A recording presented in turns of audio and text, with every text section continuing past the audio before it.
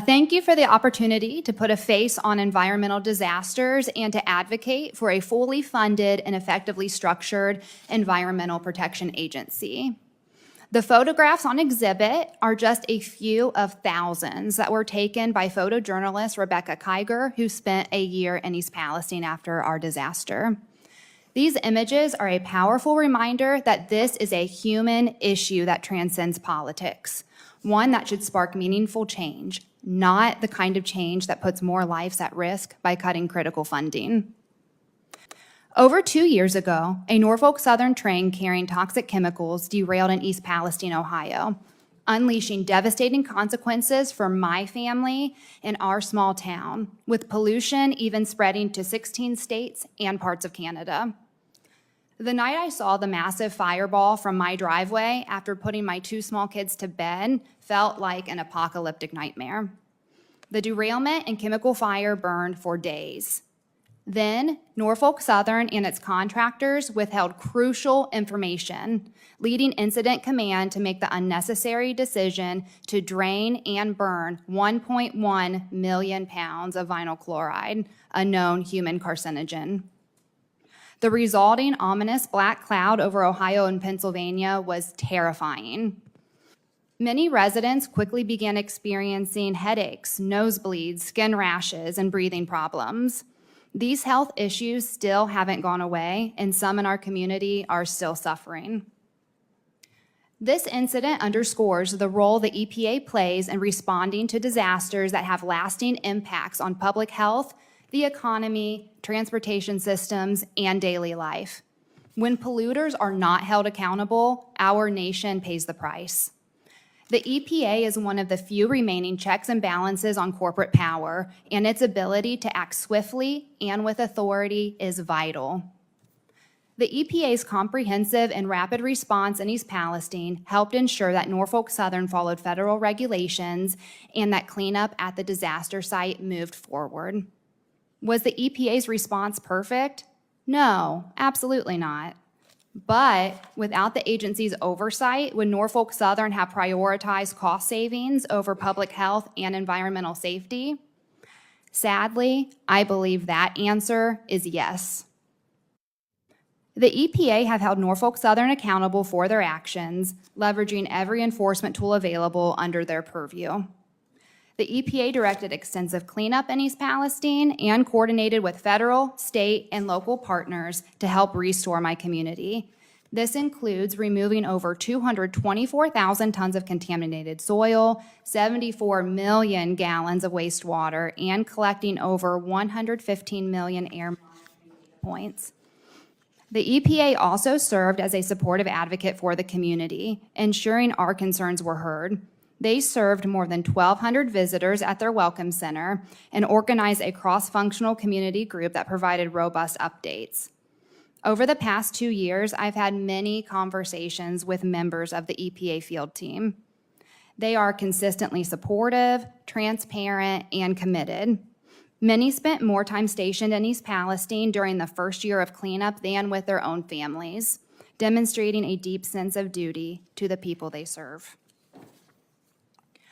The East Palestine train derailment is just one example of the many environmental and human health disasters the EPA handles each year, from hurricanes and floods to chemical spills and oil leaks.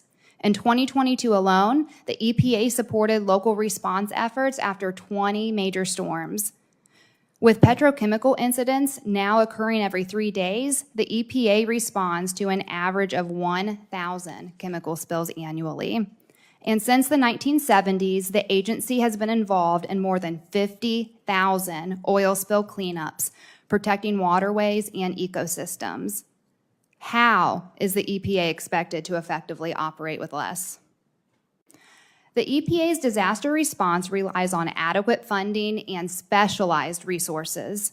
Budget cuts will lead to slower mobilization, less effective assessments, and enforcement bottlenecks. Reduced monitoring and testing will result in less accurate data, exposing Americans to unknown risks. Inadequate cleanup efforts will leave communities with long-term health and economic issues. Without funding for community education and science initiatives, Residents will lack the knowledge and tools to protect their health and environment. On February 3rd, 2023, it was my town, but it could be yours next. If the EPA is not fully funded, who will be there to support your community and your families when disaster strikes? Cutting the budget for these critical services is short-sighted and dangerous. The United States spares no expense in protecting American citizens from external threats. Shouldn't we apply the same level of commitment to defending against the harmful chemicals released by domestic tragedies? As I conclude, I hope these photos leave a lasting impression of the people in and around East Palestine who were harmed and the public servants who showed up to help. These photos may not be lab reports or charts, but they capture the raw, unfiltered emotional data that is essential to understanding the true impact of disaster. The EPA saw this pain and resilience firsthand, day after day, as they worked tirelessly on the ground in the impacted communities of Ohio and Pennsylvania.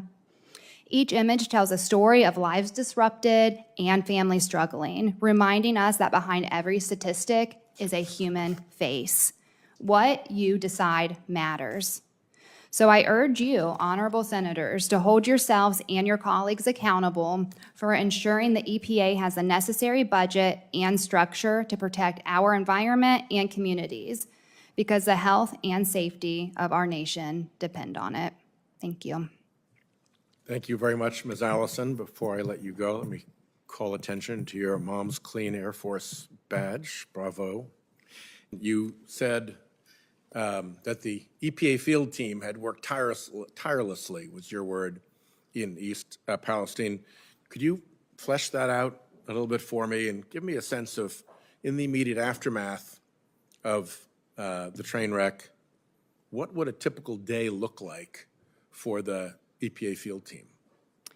Sure. So I don't work for the EPA, but what I would imagine is, especially in that immediate aftermath, and what I can remember is that a typical day was, in the very beginning, very hectic, very demanding. There were so many people from the EPA field team there within hours of the disaster. So, they would start early, often before dawn, set up and maintain monitoring stations. They were monitoring water, monitoring the air, spending hours on site, expecting the cleanup efforts, and ensuring that Norfolk Southern was really following proper procedures. The thing that I was most surprised about was their involvement within the community. So they held a lot of meetings with local officials and community members to provide updates and address concerns, which was something, as a concerned mom and resident of the town, that I was most appreciative of.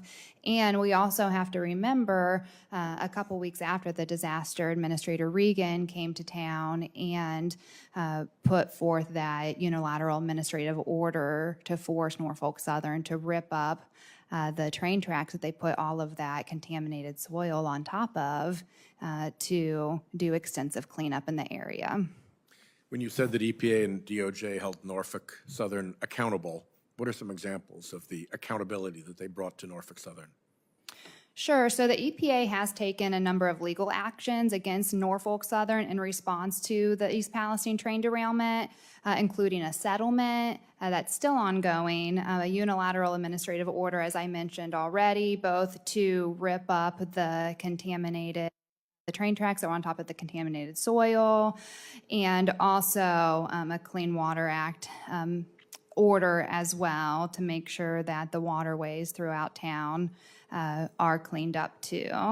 The EPA's legal actions aim to hold Norfolk Southern responsible for those cleanup costs and ensure safety measures are implemented, and to hopefully ultimately protect the public health and the safety of the community and the environment.